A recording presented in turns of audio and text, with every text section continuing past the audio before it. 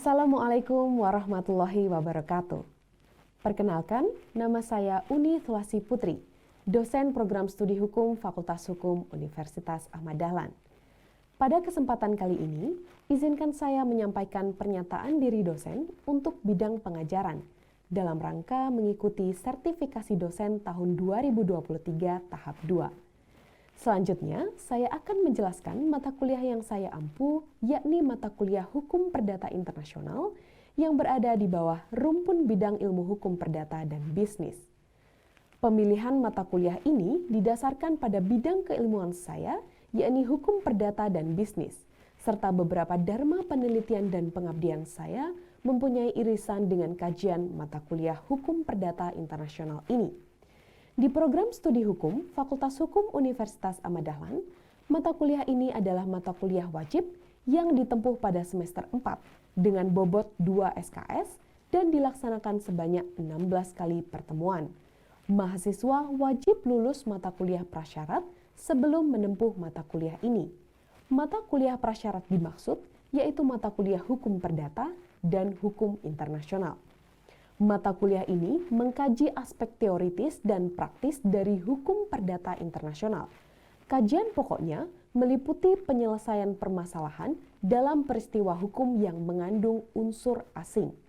Dalam perkara hukum perdata internasional, sangat mungkin ada lebih dari satu sistem hukum yang berlaku, sehingga penyelesaian perkara hukum perdata internasional memerlukan pengetahuan dan keterampilan khusus mengenai teori dan praktik di masyarakat, baik di Indonesia maupun di negara lain.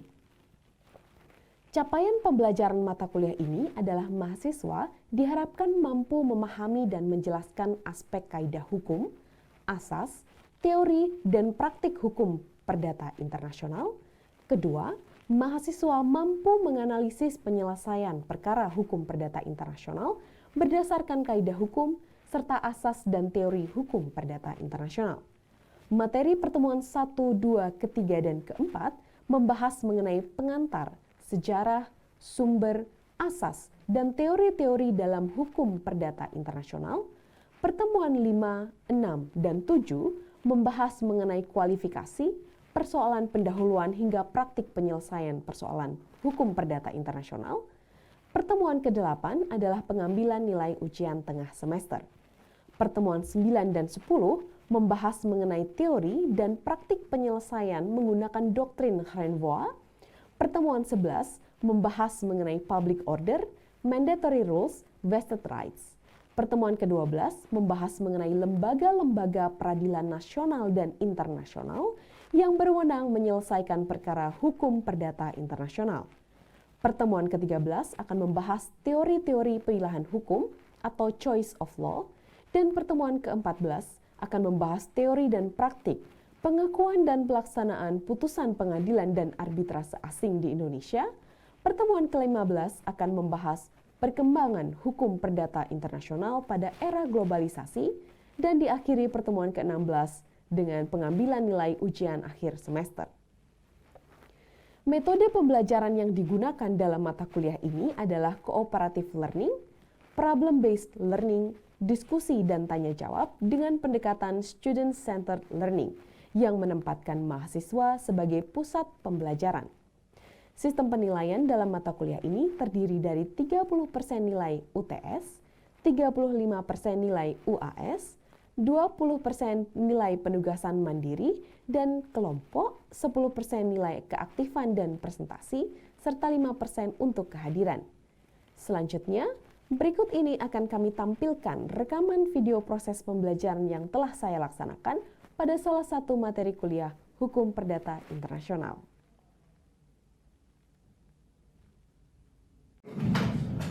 Bismillahirrahmanirrahim. Assalamualaikum warahmatullahi wabarakatuh. Waalaikumsalam. Selamat siang teman-teman sekalian. Gimana kabarnya? Baik. Sudah pada makan siang? Betul.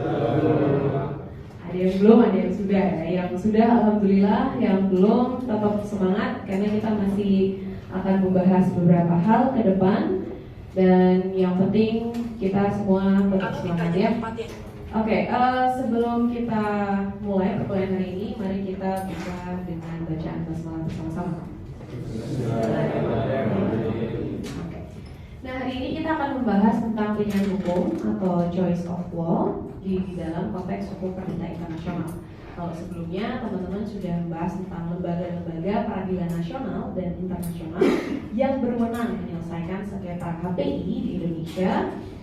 Juga sebelumnya pernah membahas public order, mandatory rules, dan juga ada vested rights. Nah, hari ini kita akan bahas tentang pilihan hukum. Jadi konteksnya kita akan membahas hukum mana atau hukum yang berlaku atau dalam menyelesaikan sengketa HPI, hukum mana yang akan berlaku. Nah, itu kita akan bahas dalam pertemuan hari ini. Sebelumnya saya sampaikan beberapa referensi ya. Teman-teman ada yang sudah pernah baca buku Afifah Kusumadara? Belum ya, bukunya ini berbahasa Inggris memang, tapi cukup relevan dan up to date. Buku Bayu Seto Harjowono, pernah dengar ya? Pernah dengar ya. Ridwan Haradi sudah juga utama itu juga bahas konteks HPI. Kemudian, nah ini pilihan hukum ya. Kalau kita bicara pilihan hukum dalam perkembangannya, terutama konteks bisnis, ya hukum bisnis internasional, itu ada ruang lingkup hukum perikatan yang paling utama. Masih ingat ya kalau kita bicara perikatan, kita bicara tentang perjanjian, kontrak, ya kontrak perjanjian itu hampir sama ya. Konteks lebih luasnya juga ada kontrak-kontrak yang spesifik, terus perbuatan melawan hukum, unjust enrichment itu juga ada perkembangannya dalam konteks hukum bisnis internasional. Kemudian hukum harta kekayaan, properti, kemudian hukum kekayaan intelektual, hukum keluarga, korporasi, dan persaingan usaha. Tapi hari ini yang akan kita bahas itu dalam ruang lingkup hukum perikatan dan khususnya itu ruang lingkup hukum kontrak atau perjanjian. Nah, selanjutnya, teman-teman masih ingat ya kalau kita membicarakan tentang hukum perdata internasional itu sebenarnya kita membicarakan tentang permasalahan atau jadi sengketa atau persoalan-persoalan yang mengandung unsur asing. Contohnya apa? Contohnya jual beli antara warga negara. Ya, antar warga negara, misalnya warga negara Indonesia dengan warga negara Malaysia, warga negara Indonesia dengan warga negara Singapura, gitu ya. Mereka misalnya contohnya tuh membuat kontrak. Jadi perjanjian itu misalnya di sini Mas siapa? Mas Putra. Mas Putra lagi fokus bisnis nih. Kemudian membuat bisnis perjanjian bisnis dengan temannya orang Singapura. Misalnya dia mau ekspor ke Singapura. Nah, itu masuk dalam ruang lingkup hukum perdata internasional karena di situ mengandung unsur asing. Nah, pertanyaannya adalah hukum mana yang akan berlaku kalau Mas Putra ini membuat perjanjian dengan temannya warga negara Singapura? Nah, prinsipnya kalau kita bicara hukum di Indonesia, hukum yang berlaku itu tetap didasarkan pada pasal 1338 ayat 1 Kitab Undang-Undang Hukum Perdata. Apa yang diatur dalam pasal 1338? Asas kebebasan berkontrak. Pernah dengar? Pernah. Asas kebebasan berkontrak itu termasuk kebebasan untuk menentukan hukum mana yang akan berlaku. Jadi sebenarnya Mas Putra nih kalau misalnya mau ekspor barang ya ke temannya di Singapura, itu bebas sebenarnya mau menentukan hukum mana yang berlaku, apakah hukum Indonesia atau hukum Singapura. Apabila memang kontraknya misalnya suatu saat ya kita tidak berharap ya, tapi kalau kita bicara hukum itu waspada gitu. Apabila ada suatu permasalahan hukum mana yang akan berlaku. Nah, selanjutnya syarat sah kontrak itu diatur dalam pasal 1320 Kitab Undang-Undang Hukum Perdata. Ada yang ingat pasal 1320? Syarat sah itu apa aja? Yang pertama, kesepakatan. Yang kedua, kecakapan. Yang ketiga, adanya objek perjanjian. Apa lagi? Sebab yang halal. Mas siapa? Mas Subhal. Luar biasa. Masih ingat ya, itu materi yang basic banget, teman-teman harus selalu ingat ya. Syarat sah perjanjian dalam pasal 1320 itu harus terpenuhi.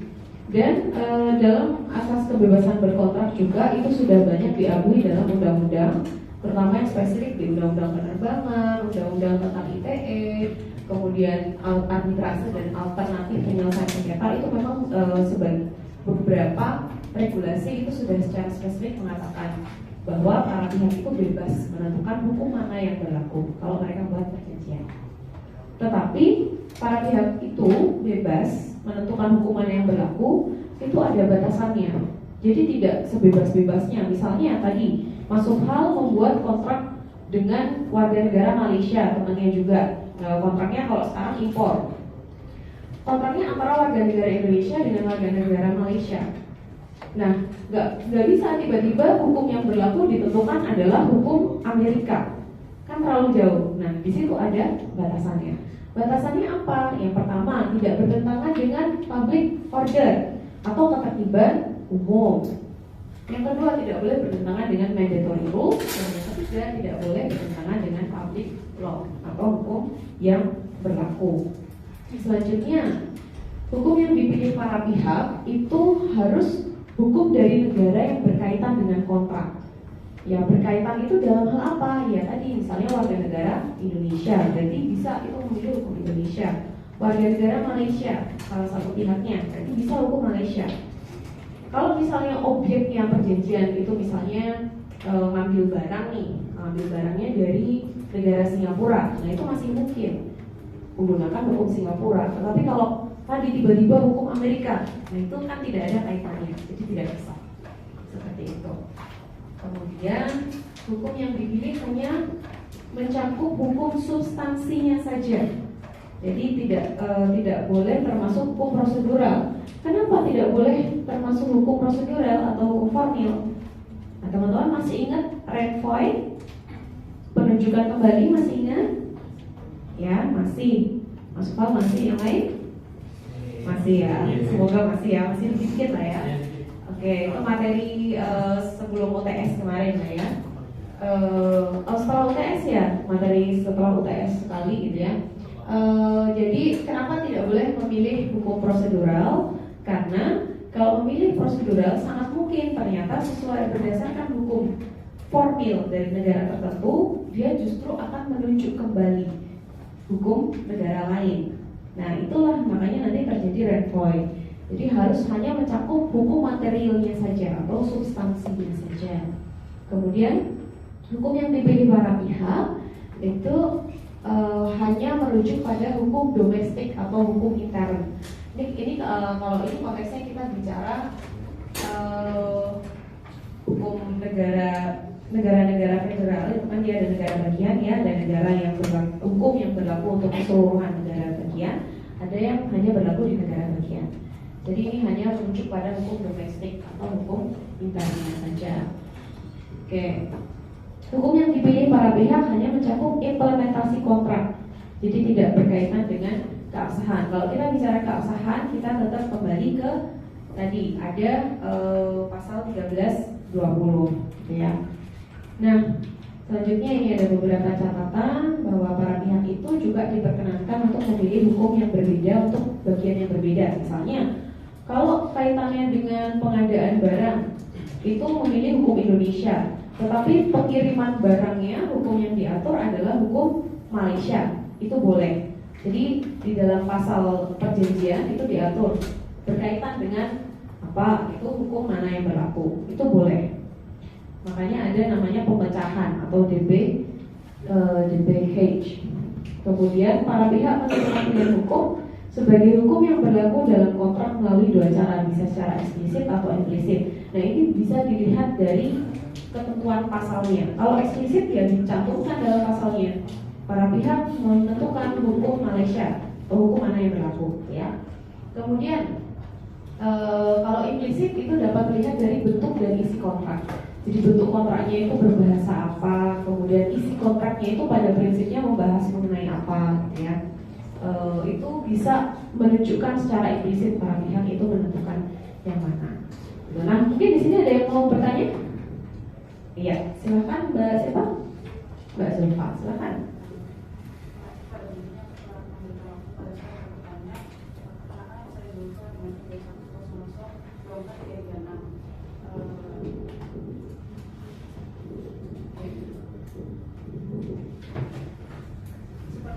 dijelaskan tadi sama Bu Uli tentang menentukan hukum yang berlaku.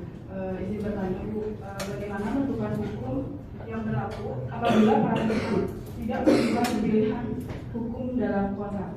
Terima kasih. Oke, terima kasih atas pertanyaannya Mbak Sufa. Jadi pertanyaannya menarik ya, sangat visioner gitu. Kasih tepuk tangan dong. Oke. Iya, jadi kita akan ke sana ya. Pertanyaannya adalah gimana nih kalau ternyata para pihak tidak menentukan pilihan hukumnya. Jadi misalnya tadi Mas Sufal atau Mas Putra itu membuat perjanjian dengan temannya dari negara asing, tapi mereka tidak menentukan nih, oke hukum Indonesia, oke hukum Malaysia, tidak mereka tentukan. Terus gimana penyelesaiannya? Gitu. Nah, di sini, oke, sudah saya bahas juga teman-teman. Masih ingat ya, pada saat awal kita perkuliahan, kita pernah membahas tentang asas-asas dalam hukum perdata internasional. Nah, asas-asas itu termasuk di dalamnya ada titik taut sekunder atau titik taut di situ yang bisa menjadi dasar. Kalau memang para pihak itu tidak menentukan pilihan hukumnya apa, nah di sini bisa berlaku yang pertama, lex loci contractus. Masih ingat bahwa hukum yang berlaku adalah tempat di mana kontrak itu dibuat. Yes, dibuat. Lex loci solutionis, tempat di mana kontrak itu dilaksanakan. Oke. The most substantial connection dan the most characteristic connection ini juga asas dalam konteks HBI. Kalau the most substantial connection itu ya di mana kontrak itu secara substansi mempunyai koneksi paling kuat. Itu misalnya kontraknya tentang apa? Ekspor impor. Nah, di mana di situ yang ternyata mempunyai koneksi dari impor, dari kontrak perjanjian impor atau perjanjian ekspor. Kemudian the most characteristic connection itu kontraknya itu karakteristik yang paling kuatnya apa? Apakah dalam hal jual belinya, atau misalnya dalam hal pengiriman barangnya, atau misal dalam hal jasa ya, misalnya jasa ya, atau jual beli barang atau benda tetap. Misalnya jual beli benda tetap itu tanah misalnya ya. Jadi yang paling karakteristik itu apa? Itu dilihat dari kontraknya. Jadi memang kalau para pihak tidak menentukan pilihan hukum, ya ini harus dilihat dulu mana yang paling memungkinkan. Asasnya ini memang dipilih salah satu, tetapi kasuistis ya, tergantung dari kasusnya itu diselesaikan dengan cara. Ya, kira-kira bisa dipahami Mbak Zulfa? Oke. Nah, mungkin ada pertanyaan lain? Iya, silakan Mas Putra. Dari sini aja Bu. Ya. Saya ingin bertanya, kan tadi dijelaskan kontraknya itu hanya 2 negara. Nah, bagaimana kalau yang melakukan perjanjian itu ada banyak negara? Jadi keabsahan itu bagaimana? Oke, ya terima kasih Mas Putra atas pertanyaannya. Jadi pertanyaannya adalah gimana kalau ternyata kontraknya itu dibuat oleh dari beberapa warga negara nih. Jadi nggak cuma 2 gitu ya. Tadi kan contohnya cuma WNI sama WNI Singapura, WNI sama warga negara Malaysia gitu ya. Terus gimana nih keabsahannya? Nah, kalau kita bicara soal keabsahan, itu kita bisa bagi 2 dulu. Ada keabsahan secara formil, ada secara substansi atau material. Nah, keabsahan secara formil itu memang kita hanya melihat dari segi formilnya aja. Jadi perjanjian itu memang sudah dibuat secara formil itu sudah cukup atau belum? Misalnya kita lihat dari segi bahasa, kita lihat dari segi teknis ya, itu sudah sesuai atau belum. Nah, itu yang diatur di dalam regulasi di Indonesia. Kita masih menggunakan pasal 18 ayat 1 AB. AB itu masih ingat ya, Al-Hamdan dan Palingan, Panggilan Khating, menentukan bahwa hukum yang berlaku terhadap keabsahan formil adalah kontrak dari hukum negara di mana kontrak itu dibuat dan dilaksanakan. Jadi itu ketentuan di Indonesia masih mengatur yang di kontrak itu dibuatnya di mana atau dilaksanakannya di mana. Gitu. Kemudian, nah ini juga syarat formilnya. Ini yang harus benar-benar diperhatikan adalah bahwa kontrak meskipun itu dibuat antar warga negara, tadi warga negara Indonesia, mungkin ada lebih dari satu kewarganegaraan di situ, harus dibuat dalam bentuk bahasa Indonesia ketika itu melibatkan pihak dari Indonesia. Kenapa? Nah, diatur dalam regulasi Undang-Undang tentang Bendera Bangsa dan Lambang ya, lambang negara serta lambang kebangsaan di situ, bahwa kalau kontrak itu harus dibuat dalam bahasa Indonesia dan juga dibuat dalam bahasa asing, bahasa Inggris atau bahasa asing lainnya. Kalau itu tidak dibuat dalam bahasa Indonesia, maka akan batal demi hukum. Dan salah satu jurisprudensi yang pernah terjadi di persidangan di Indonesia adalah kasus PT Bangun Karya Pratama Lestari melawan 9AM Ltd. Itu perjanjiannya kontrak pinjam-pinjam ya, kredit gitu. Ini debiturnya, kemudian 9AM itu sebagai kreditur. Nah, perjanjiannya itu hanya dibuat dalam bahasa Inggris. Nah, ketika itu diajukan persidangan di Jakarta Pusat, itu dianggap kontraknya batal demi hukum. Kenapa? Karena hanya dibuat dalam bahasa Inggris. Nah, selain itu pasal 17A juga mengatur keabsahan formil kontrak itu berkaitan dengan benda tidak bergerak atau benda tetap didasarkan pada hukum dari negara di mana benda tetap itu berada. Jadi kalau misalnya konteksnya perjanjiannya itu tentang tanahnya itu kan benda tetap ya, tanahnya ada di negara Filipina ya, sangat mungkin maka hukum yang berlaku itu adalah hukum Filipina karena tanahnya berada di negara Filipina. Jadi di mana tanah itu berada. Itu dari keabsahan formil. Selanjutnya dari keabsahan material. Kalau keabsahan material tetap yang berlaku adalah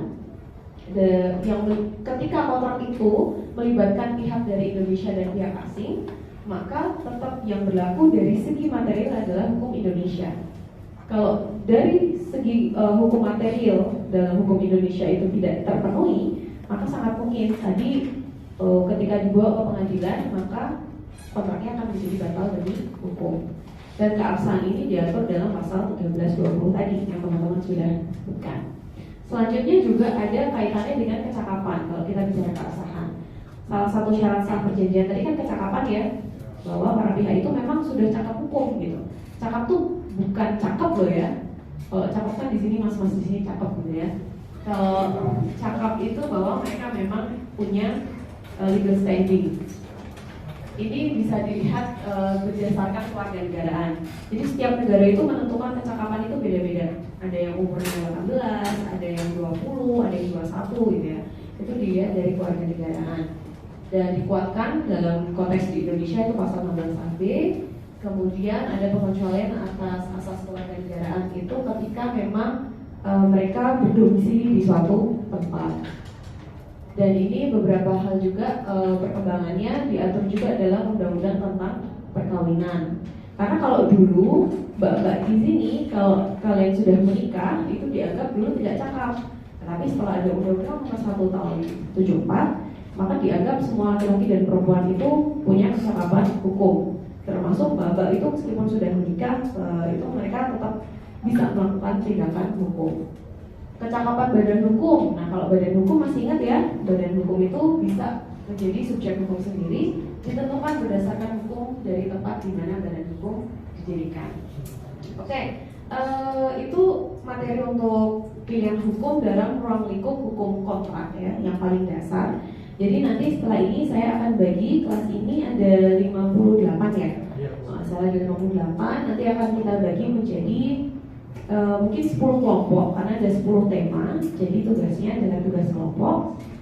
Tugasnya teman-teman nanti mendiskusikan pilihan hukum atau choice of law yang mungkin berlaku dalam ruang lingkup kontrak-kontrak yang spesifik. Nanti kelompok 1 kontrak perlindungan konsumen, yang kedua nanti kontrak kerja, kemudian kelompok 3 kontrak asuransi, kelompok 4 kontrak jual beli benda tetap dan barang, kemudian kontrak sewa barang. Nanti kelompok 6 kontrak pengangkutan baik melalui laut, udara maupun darat. Kemudian yang ketujuh, kelompok 7 nanti negotiable instruments, termasuk nanti ada bills of exchange. Teman-teman nanti kalau perlu materi nanti bisa coba diskusikan ya, tanyakan, nanti ada beberapa jurnal yang bisa saya bagikan. Kemudian kontrak berkaitan dengan pengiriman mata uang asing. Kemudian yang ke-9 letter of credit, dan kelompok 10 nanti dibahas tentang kontrak agensi.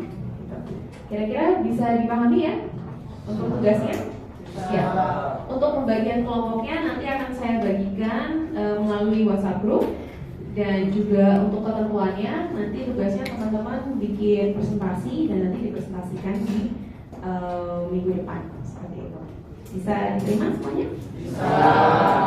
Terima kasih atas perhatiannya. Mari kita akhiri pertemuan hari ini dengan bacaan hamdalah bersama-sama. Kurang lebihnya mohon maaf. Tetap semangat semuanya dan wassalamualaikum warahmatullahi wabarakatuh. Waalaikumsalam.